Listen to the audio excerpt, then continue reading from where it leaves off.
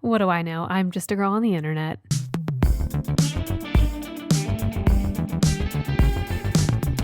Guys, where is Kate Middleton? Where is she? Pete Davidson, if you have Kate Middleton, give her back. Give her back to the people. Enough. Okay, enough is enough. This whole Kate Middleton conspiracy theory, I have been eating it up. Okay? One thing about me, I love a conspiracy theory. I love a Mandela effect. I love anything that's going to get the gears turning upstairs because they don't often be turning about certain things. And when I first heard about this theory, I think at this point it's a theory. It's no longer a conspiracy. It is a actual theory. I was immediately involved. I was sad. I'm sad. I really began to dig online. I have never in my life looked into a theory so much, just connecting all the ends, crossing the T's, dotting the I's. I'm like, where the hell is Kate Middleton? This is crazy. And then we get this little photo from her. Like she posted it on her Twitter or something, or it was released from Buckingham Palace. I don't know. Where does she live? I have no idea. History was also not my strongest subject in school. So for all I know, she could be living in the White House. All right. You mean to tell me that we get this photo and then it's one of the worst Photoshop jobs I've ever seen. And it's a random photo in the middle of where is she? We just get this random photo of her being like, all is well, here are me and my kids. And then she has the nerve to come out and say, like any Photoshop amateur, I also like to dabble in Photoshop. Girl, be so for real. You think that the Princess of Wales is sitting around on Photoshop? You think Miss Kate Middleton has an Adobe Photoshop premium membership? I don't think so. It's a little suspicious. All right, the whole like Queen Elizabeth, Princess Diana, like the whole like royal family, that is something that interests me beyond belief. The whole like death of Princess Diana, the paparazzi chasing her, like the whole thing, the cheating scandals, I eat it up every single time. It's like one of those things in history that I'm just like, I could tell you anything you need to know about it. It's so fascinating to me, yet so cryptic and horrible at the same time. And now we have this. Oh, girl, I'm invested. I am invested. This is like Submarine 2.0, or like, what was that thing called? What was that called? The thing that went like to go see the Titanic and everyone and their mom was just watching and they were doing live streams. You know what I'm talking about? That's how I feel right now. It's giving, there's just so much about this case specifically that interests me. And I don't know. It's not going to sit right with me until we see Kate Middleton like do an interview, like a sit down interview or something. Because I think just now with the world of AI and government conspiracies, like that photo just didn't sit right with me. And then there was like that alleged photo of her, like the half side of her face in the car. I don't know. That's all I'm going to say. Anyways, welcome back to your favorite podcast, Girl on the Internet. By the way, if you have not rated or reviewed this podcast, if you could pretty please pause this episode or keep listening, you can multitask and just go give it a little 5 stars. Okay. If you're on Apple Pod, if you want to like write a little review, that would be fantastic. I've really worked on like stepping up production here. This is a one-woman show, as everybody knows.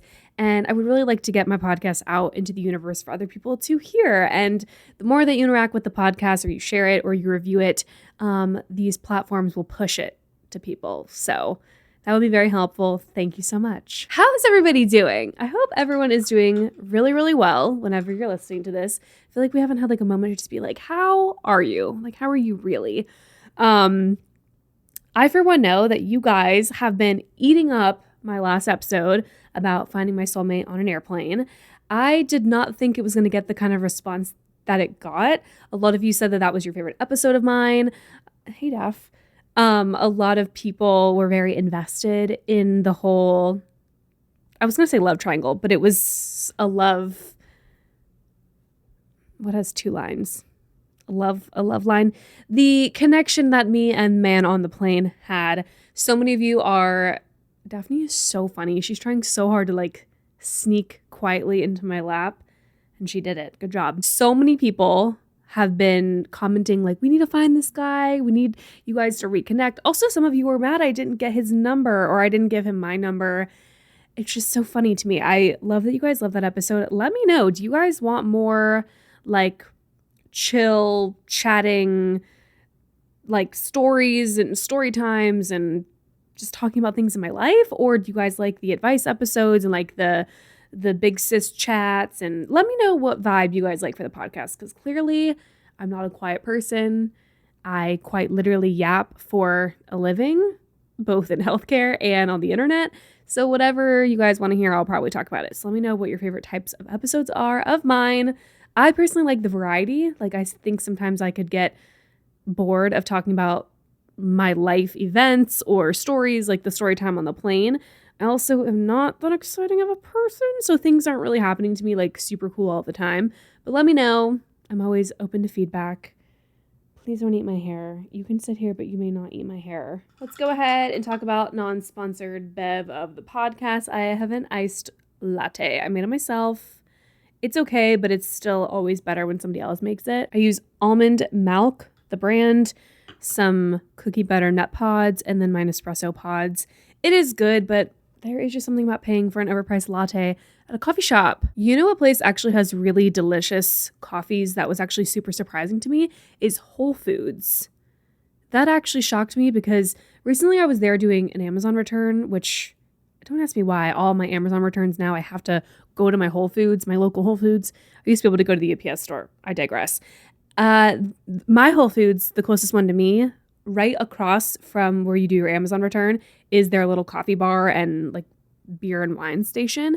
And I looked over one day and hey queen, hey queen, I'm gonna need you to not lick me right now. Thank you so much. The video viewers are getting a little extra Daphne today. So if you're a fan of Daphne, be sure to watch the video. And now I have cat hair all over my black outfit. It's fine. Love you, queen. What was I talking about? Oh yeah, when I first tried a coffee from the Whole Foods little coffee bar, I was returning my Amazon things. I turned around and I was like, ooh, it looks pretty good. I went and got an iced latte from there. Best iced latte I think I've ever had in my life. And it was pretty inexpensive. I remember I got like a vanilla iced coffee with oat milk. And you know, anytime you go anywhere and you get oat milk, almond milk, any kind of specialty milk, they're going to charge you more for it. I think like a 12 ounce, maybe a 16 ounce iced latte from Whole Foods was only like $5. And I was like, are you kidding me? That shocked me, mostly because you go to any other coffee place or Starbucks or wherever, and the coffees are upright of $7, $8. I was surprised because Whole Foods is already kind of expensive. So for their coffee to be a little bit less expensive, I was pleasantly surprised. The reason I wanted to start this episode with how are you doing and how are you really? I feel like recently I've been opening up a lot more on my socials just about mental health and how I'm feeling and what's been going on in my world, which in all honesty, I think people that post things online should consider being vulnerable and opening up to their audience, because anytime I post something that is very close to me, very personal to me, which granted, I know that's not for everybody to do and not everybody feels comfortable doing that.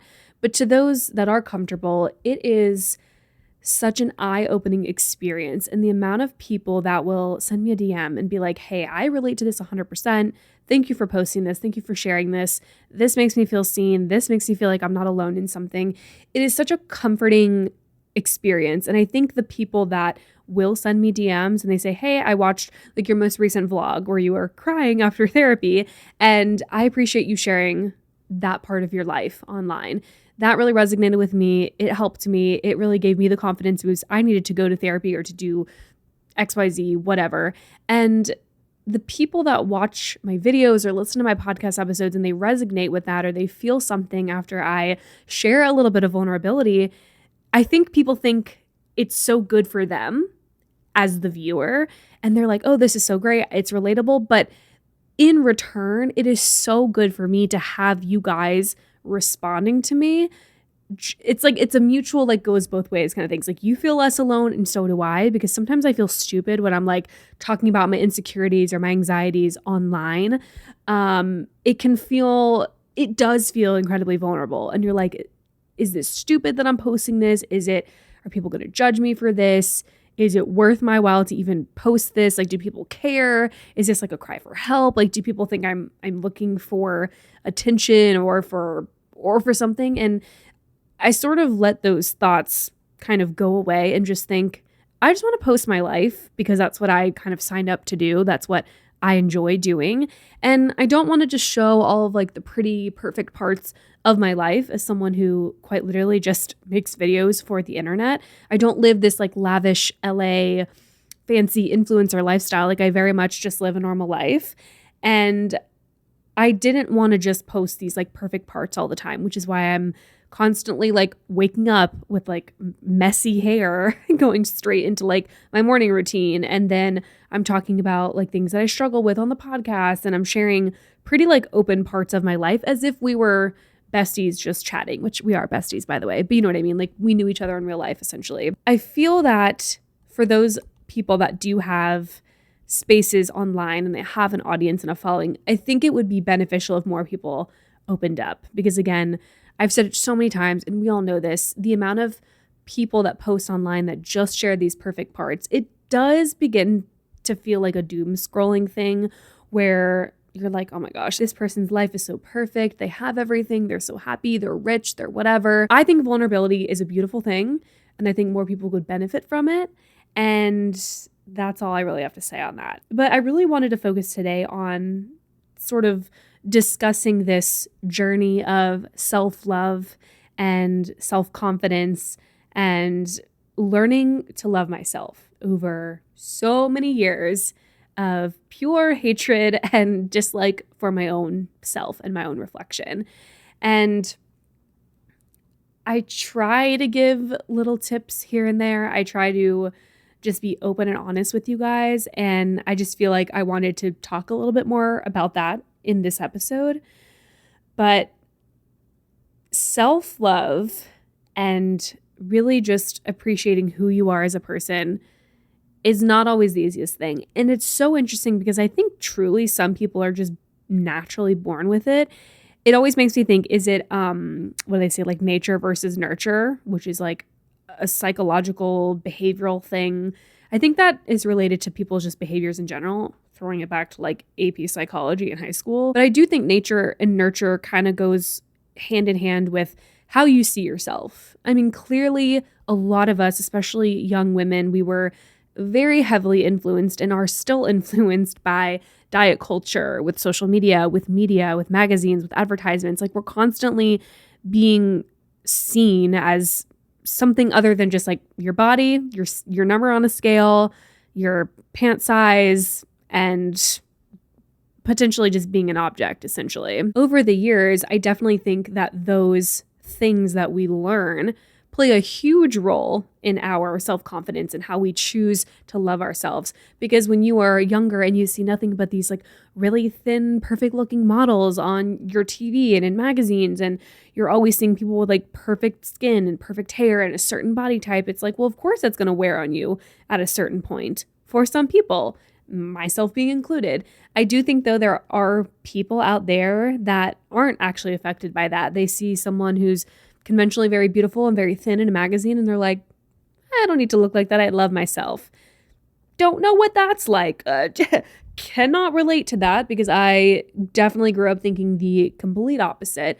But I do think there is a large majority of people out there who are just kind of born with this confidence, or they had a really, really, really powerful and strong upbringing where it was very much focused on, hey, we're not going to compare ourselves to anybody else. You are beautiful the way you are. You don't need to compare yourself to other people. You don't have to change yourself for anybody.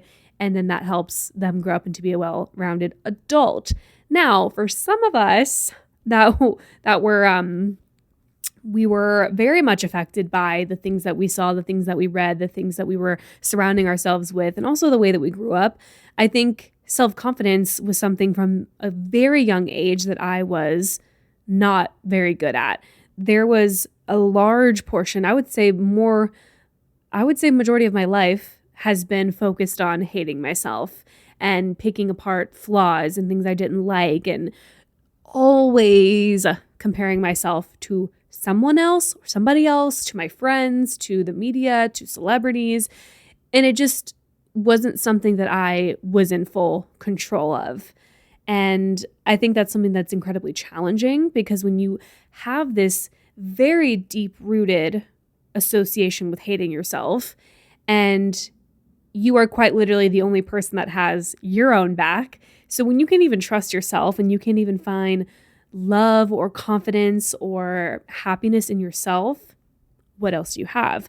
I think then in return, it naturally is going to affect how you are in friendships and relationships. You're going to be this incredibly self-critical and just self-conscious person. And that's who I was for many years of my life. I would say the majority of my life, up until maybe my late 20s or so, where I'm really learning the importance of self-growth and self-confidence and learning to love myself, not because, oh, I'm perfect the way I am and I don't need to compare myself to anybody else, but for just the matter of being okay with who I am just in existence.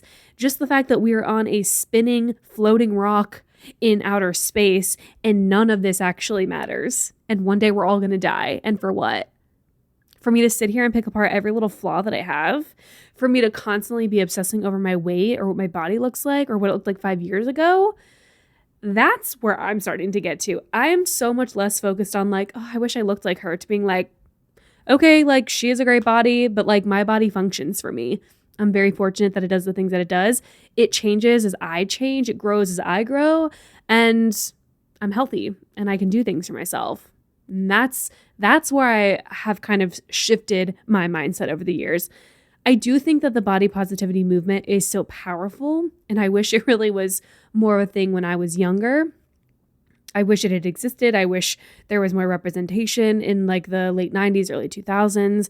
Of course, we're growing culturally. I think we're growing as a society to be more accepting of things that aren't the norm, or these ideas that are conventionally attractive or conventionally fill in the blank. But had these ideas existed when I was younger, I think I would have hated myself a little bit less. And that's no one's fault. Like, it's not society's fault for not having the body positivity movement in 2004.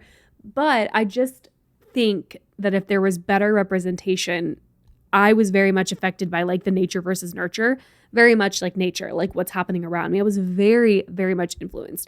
I was obsessed with like Disney Channel and red carpets and celebrities. And I had like so many favorites here and there. And I always begged my mom to get me like magazines at CVS when we would go. And I just constantly like was absorbing everything that was unrealistic, unobtainable, not natural. You're seeing these celebrities in the early 2000s who are stickly thin with their bones protruding out.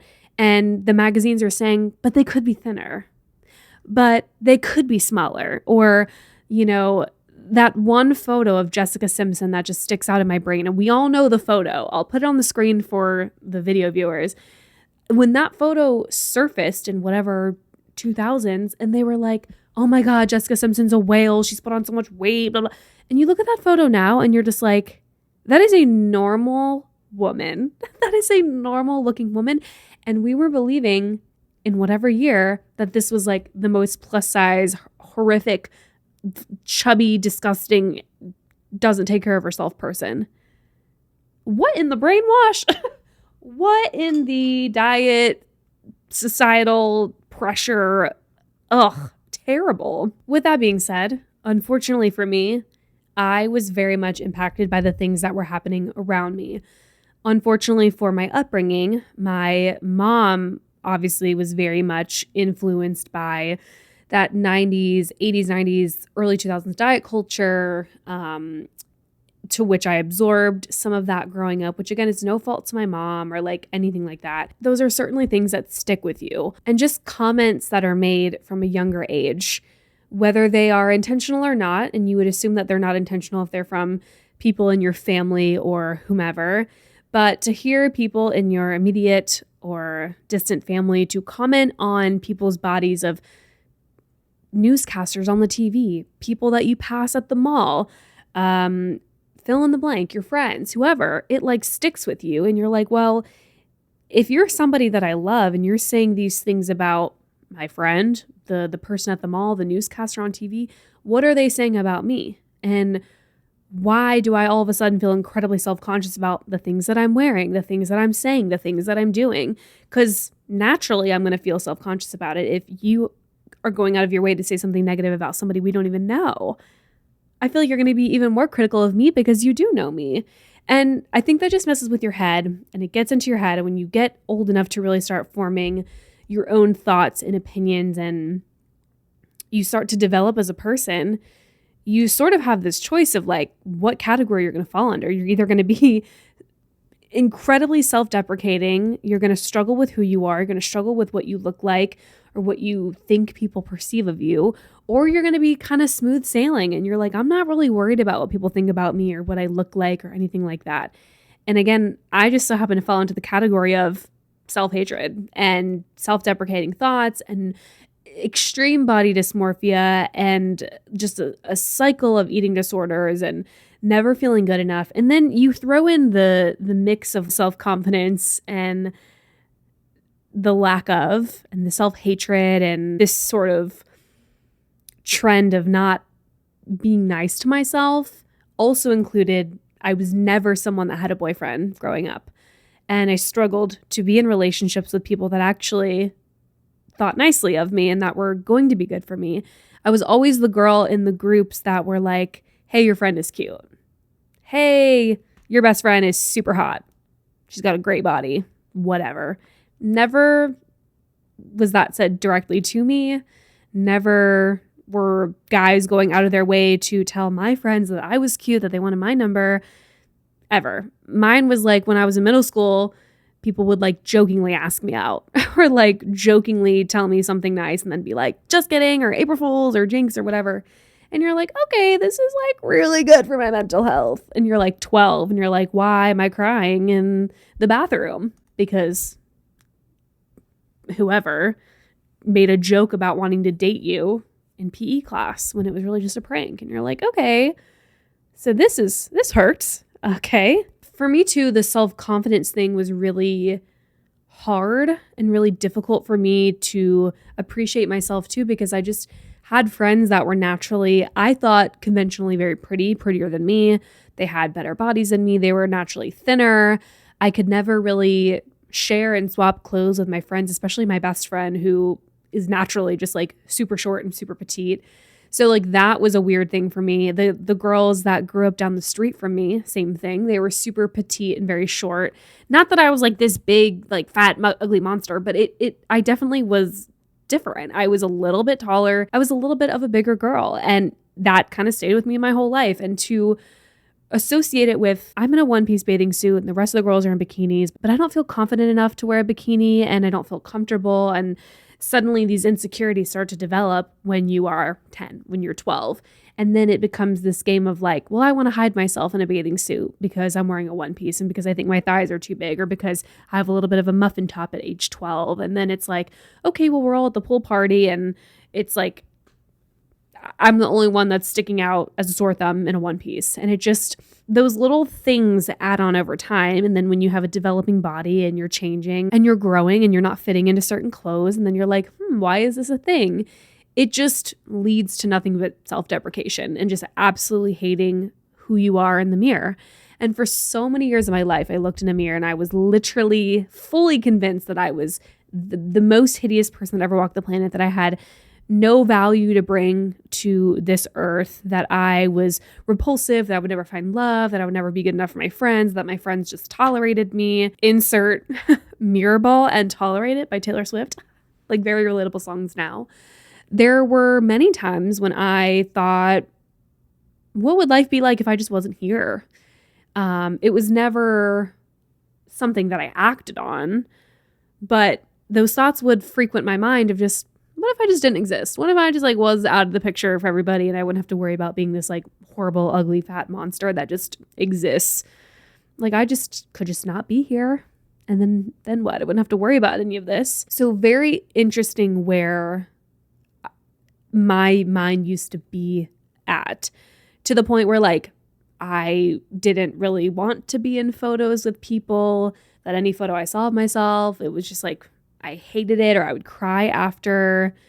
Constantly feeling the need to like change my clothes, change my appearance, like wear more makeup, do this, like diet, all of the things.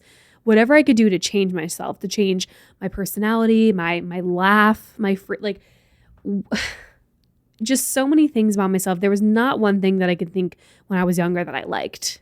It was never like, what do you like about yourself? What are you proud of for yourself? It was always, what can I change? What can I make different? How can I be different? How can I look different? How can I act different? There were never moments of, wow, I love myself, or I like myself even a little bit. That didn't exist for many, many, many years of my life. So now, as I'm on this journey of like, how can I not be that anymore? And how can I be this confident person who is appreciative of their body and their mind and all of these things? I just think of how much work I had to put into myself, and help from therapists and from friends, and finding friends and a friend group that they actually support you and actually remind you, hey, you're a really good friend. Hey, I'm really appreciative of you. Hey, like, you are all these amazing things. Oh shit, I didn't want to cry. I think too, when you're younger and you are fighting for people to be your friend, and you are doing anything you can to just beg someone to be your best friend, and like you will do anything to have them be your friend, but they don't reciprocate that for you, that's hurtful. When you're left out in friend groups, when you're the awkward third wheel, when you are forgotten about, that all is stuff too that just like chips away at your ego and your self-confidence. And then you just become this pile of mush that's just like, well, what's the point of all this? No one wants to be around me. I'm not likable. I'm not desirable. This sucks. This sucks. And the older I've gotten, again, it's been a lot of work. It's been a lot of finding myself in the right friend groups. It's been a lot of self-acceptance, a lot of reflection of myself, because it kind of just got to a point, like it didn't just magically happen overnight that I became confident per se. And I'm still not like, I think there could be more work to be done. It did not happen overnight, but there was a turning point in my early 20s where I was like, this is, I feel like the Taylor Swift song, this is exhausting. Like, we are never getting back together. No, but I truly got to a point where I was like, this is exhausting, because I was balancing between this like horrible self-confidence, hating the way I looked, hating the way that I did anything, like down to like my laugh, like the amount of times I would try to change like my laugh because I thought I was annoying. My just how I looked, how I was, my outfits, my body, like, you know, I wasn't smart enough, I wasn't anything. It just got to the point where I was looking at myself in the mirror almost daily saying like, oh my God, you look so stupid, you look fat, and that you're annoying. Like it was so awful to just wake up every day mad at yourself and hating your own existence. It was a turning point of just like, man, this is exhausting, being so mean to myself. And again, it wasn't a switch. I wasn't like, I'm the best. Like, it was a lot of work. It was a lot of self-improvement and growth and all of that. And that's all it really was just this turning point of like, I hate doing this to myself every day. Why am I thinking this way? It is a lot of like finding the root of the problem, which is why therapy is also very helpful. It's like, why are you thinking this? Why do you feel this way about yourself or this situation? Like, where are these thoughts coming from? Why are you thinking this way? And going from there and kind of debunking all of these like theories that you have about yourself and how you're treating yourself. Something that really helped me in the journey of loving myself a little bit more, being a little bit kinder to myself, was one of my therapists. I don't go to this therapist anymore, but she did have a little helpful insight, was like, you would never look at your friend in the face and be like, you are stupid piece of shit. You are worthless. You suck. You're not smart. No one loves you. Like, you would never look in the face of someone else you love and say that. So why would you look yourself in the mirror, the person that you're stuck with for the rest of your life, and be that awful to? Like, you would never do that to someone you love. So why are you doing that to yourself? And again, that was something that kind of struck a chord for me. And I was like, that makes sense. Again, these are not things that you learn and like overnight you're like, oh, I love myself all of a sudden. But they are little things that add up. And you're like, okay, that makes sense. Okay, the therapist kind of has a point. Hey, she should do this for a living. You start to collect these little nuggets of changing the perspective of how you see yourself and how you treat yourself. And you just kind of start putting them in your back pocket. And then all of a sudden, one day you're just like, hey, I'm actually a very valuable person. And life would be really different if I wasn't here. And I actually am a good person and I'm a good friend. And I appreciate the way that I show up every single day for myself, for my friends, for my family. I find ways to enjoy my beauty or my appearance. I stop focusing on these little vain things like, oh, my body has a little extra fat, or like, oh, I had to go up on a jean size or whatever. Because again, at the end of the day, it's like, how does any of that matter? How does any of that determine if you are a worthy person, if you are to have love or to not have love, or you are beautiful or worthy of something? It's like those things are so superficial and just don't matter. And unfortunately, so much of my life was focused on that ideal of like of how I was perceived and how I showed up every single day. And I thought my life would be over if I gained 10 pounds or if I looked a certain way or if I had a pimple or what, if my hair wasn't a certain way. And then you realize, hey, that's actually not what life's all about. And that's not something that's important. And people that love you and respect you and want you to be a part of their life don't care about those things either. They don't. They really don't. And I think when you can show up for yourself in that same sense of like, I don't have to have the perfect body. I don't have to have the perfect face.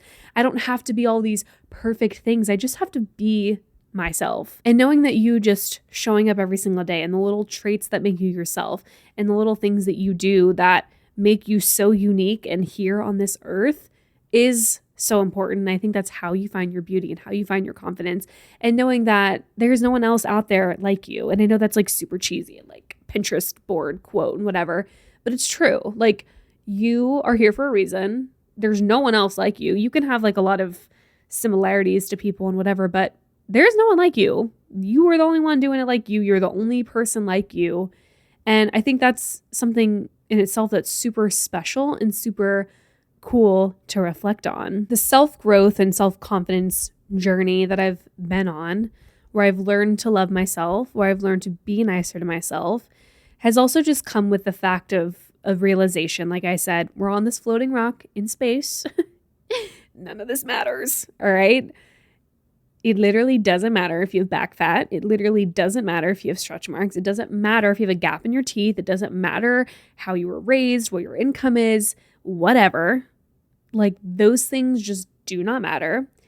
It also is important to know that, and I've said this in so many episodes, but I truly mean this. It doesn't matter how many friends you have, if you've dated the same person for 20 years, if you're married, if you're divorced 5 times, at the end of every single day and until the moment that you die, you are the only person that you have consistently. Because breakups can come and go, friends can come and go, you can get divorced, your spouse could die. Like, it doesn't matter.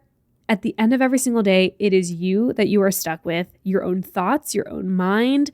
You are the only person that you feel your own head against the pillow when you go to sleep at night, and you are with you indefinitely. You can't ever break up with yourself. You cannot do that. You are stuck with yourself. So in that sense, it's good to try to build a good relationship with yourself because you're stuck with you indefinitely. You cannot go anywhere else. You're stuck with you. So you might want to work on that relationship and heal any past trauma, heal that inner child, and just heal the person that you once hated. And that's how I had to look at it, because again, it was a breaking point of like, I'm exhausted. I'm spending every day hating myself. I feel terrible. I have no confidence. I don't even want to talk to people. I don't want to go out. I don't want to wear freaking shorts. I don't want to wear a bathing suit where my stomach shows. It got so exhausting. I'm like, why am I doing all this? For what? Literally for what? And when you can't think of a reason other than, oh, I'm afraid people are going to judge me, or, I'm just like, I'm not conventionally pretty, or conventionally this, that, the other, you start to realize that your own excuses don't even make sense. And then you're like, wow, okay, I can actually grow from this and learn from this and be better and appreciate myself for all the things that I can do and I'm capable of, and finding ways to love myself more. And then you start noticing, hey, I'm going to wear the shorts. Hey, I'm going to put on makeup because I think it's fun and cute. I'm going to do my hair a certain way. I'm going to do certain things. I'm going to post things online. I'm going to say things without having to think twice about it. I'm going to do things for me because at the end of the day, you are all you have. You notice that you'll start doing things for yourself because you start to care about yourself more, because you start to feel a certain way, and it shifts everything. Finding your own inner confidence and loving yourself a little bit more is just something, is a shift that I wish everybody could feel. And I'm so grateful that I've gotten to this point of loving myself a little bit more. And I think it has helped heal my childhood self, my past self, doing fun little hobbies and crafts and doing little things that heal your inner child. I think all of those things are so helpful in this journey. And I could probably do like 2 more episodes on the specifics of that, but the journey to loving yourself is not a linear journey, and it's not a perfect one. But if you can make small efforts and take little steps into appreciating yourself more, loving yourself more, and finding that inner confidence, you'll notice that the world is just better. There's so much going on in the world. The last thing you need to do is have a battle with yourself. Like, the world is so ugly and harsh. And like relationships can be tough with like your friends, your parents, significant others. Like the last relationship that you want to be complicated is the one with yourself. And I think appreciating you for all the things that you can accomplish and you can do, the effort that you put into work, the effort that you bring to friendships, the love that you have for your friends or your significant others, or your family, or your little pets, or whoever, the good person that you are, the person that shows up every single day, the little kind things that you do. There's so much more to you than your physical appearance. And I think that's where the journey of confidence comes from, is learning that you are so much more than these vain things that you see with the naked eye. Like, I know that's cheesy, like your confidence, your inner beauty is so important. But like, hey, cliche quotes are cliche for a reason, because they do be true sometimes. They do be true. Inner beauty, inner confidence is priceless, truly. No one is asking for perfection or like narcissism and being obsessed with yourself, but being your own hype person, being your own hype woman is better than hating yourself and looking yourself at every day in the mirror and wishing you were, or wishing you could change everything about yourself. It is so much less exhausting to love yourself and to appreciate yourself a little bit more. Again, it's not just like an overnight switch. Like you just go, today I'm going to wake up and stop hating myself. It's not like that. It is a journey. It is something that's going to take practice and time. If you're stuck in this boat of hating yourself, don't expect it to just change in one day. Give yourself time, grace, grab a journal, go to a therapist, take notes. But when you can get to that part of your life, when you appreciate yourself just a little bit more, hate yourself a little bit less. If you are waking up every day hating yourself, it's not going to correlate well into other areas of your life, and it's going to show. And that was something that I noticed too when I was younger, that the person that I was when I was younger was not the person I thought I was meant to be forever. And it was really challenging to find joy in things and to find passions and to build friendships and fill in the blank, because I just was this self-hating person. Even if it didn't seem like that all the time, it was the reality deep down. And again, it wasn't really until my like mid to late 20s where I was like, yeah, this has got to stop. We got to quit doing this. And for some people, it is going to be much harder. And for some people, it's going to be much easier. And again, there are some people who just naturally don't have to worry about it and have never had an issue with their confidence in their life. Can't relate. But that growth and those steps in the right direction is something that I hope everybody can find someday, because a journey it is, but it's one that is just so incredibly worth it. Oh my God, I did not mean for that to be like a sappy episode, but here we are. I think I just really enjoyed talking about self-confidence and self-love, because I preach that on like my Instagram. I try to be vulnerable out here on the internet for people. And yeah, I get asked pretty frequently about like, how are you so confident? How do you learn to love yourself and like your insecurities? And it's a long answer usually. And I feel like that's kind of why I wanted to capture it in an episode. Again, I feel like I could talk about it. I feel like I could talk about it more. So let me know your guys' thoughts on this episode. That's going to wrap it up though for today. I feel like I covered most things I wanted to say. Also, my last few episodes, I've ditched having an outline in my iPad over here. I feel like I can get out what I want to say a little bit more wholeheartedly if I don't have an outline. I might talk in like a circle or like struggle to get to the point, but it feels more natural to not have an outline. I have a topic and some things I want to talk about, but I like don't write it down because I feel like when I'm following like a list, I don't know, I feel a little bit more robotic when I do that. So anyways, your end of the episode random fun fact is the primary flavor in root beer was originally manufactured using the root of the sassafras tree or its bark. And that's like the main flavor of root beer, which is crazy to me. Is that what sassafras really tastes like? Because what? Thanks so much for streaming another week's episode of Girl on the Internet podcast. Don't forget to review and rate the podcast if you haven't already. If you're listening to the audio version, don't forget to check out the video version. If you're watching the video version, be sure to check out the audio version. Remember to go easy on yourself, and I'll see you guys next week with a new episode. Bye.